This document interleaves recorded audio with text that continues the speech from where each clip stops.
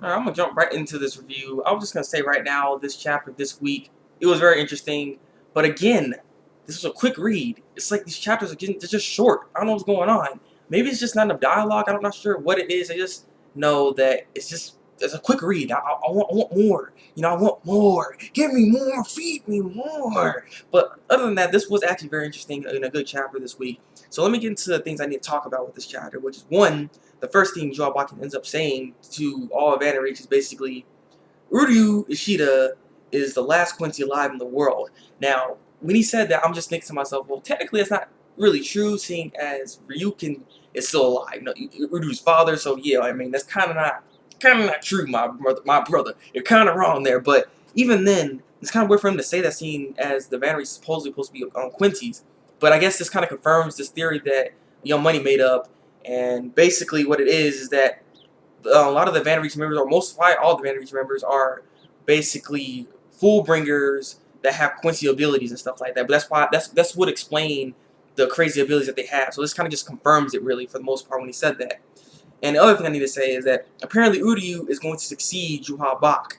So right there alone too is kind of weird. Like like he just barely got to know this guy. Like why would he succeed? Like that's kind of weird.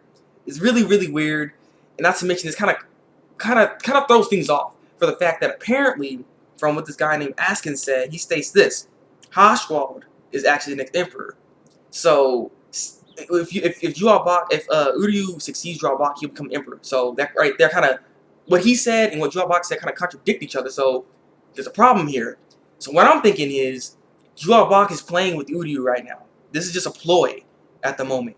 I think this is just some kind of trick that's going on right now. Haschwald actually is going to be the next emperor, and Uryu is just there to just be tricked or something. I'm not really sure what the case exactly is, but I mean, he went through a ceremony at the last part of this chapter. He has, like, I'm guessing in this cup is Juabak's blood, and he's gonna drink that, I guess, and it's gonna like waken his potential because he has some powers apparently. Because Juabak even states this because he seems very confident in Uryu's power, and I'm just curious how strong he is. So I'm wondering how powerful is he really, because they're really hyping him up. One of the other servitors, when Ichigo was fighting, he was just like, Uryu has like really strong arrows and stuff. Like, his stuff is really good. So he's like, how strong is he? You know what I mean? So with the ceremony, this should unlock all his potential. It's kind of funny too, since he's unlocking his potential. Ichigo unlocking his potential. Kenpachi unlocking his potential. Like everybody is unlocking their potential. So this is kind of cool, but it's a funny thing I just noticed in this.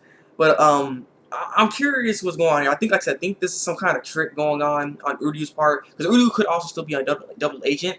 This might not be like, oh, I'm actually betraying everybody and stuff like that. Because I mean, technically, he's not really betraying Soul Society because he never really worked with them like that. He only worked with Ichigo, which was a substitute Shinigami, and Chad and Orihime. You know what I mean? So yeah, so it's not like he's technically betraying them. He never really liked Quincy's. He never really liked Shinigamis in the first place. So yeah, like I said, I think this is some kind of trick. Haschwald is probably actually the next emperor, at least from what Askin said. I'm thinking that's what the case is. I think this is some kind of trick. That's all. That's all I have to say. But I look forward to seeing what the next chapter holds for us.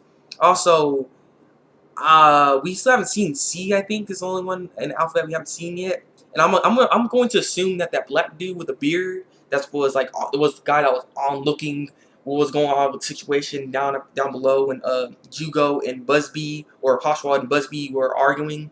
I think that might be letter C possibly. So I don't know, because that was just kind of odd for us to even see that guy all of a sudden. You know what I mean? So yeah.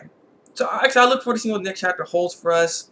Hopefully, maybe we get to see a demonstration of how powerful Uryu actually is. I'd love to see that. If not, maybe we probably end up going back to Soul Society or something. I would like to know more about the Vanderreach actually, and how all this works. You know what I mean? Because I'm very curious about this. It's just very interesting. So yeah, leave a comment tell me what you think of this week's chapter of Bleach. Like this review, and subscribe to my channel if you want to see some more Bleach reviews from me. So yeah, it's been the Break Master. Until then, break out.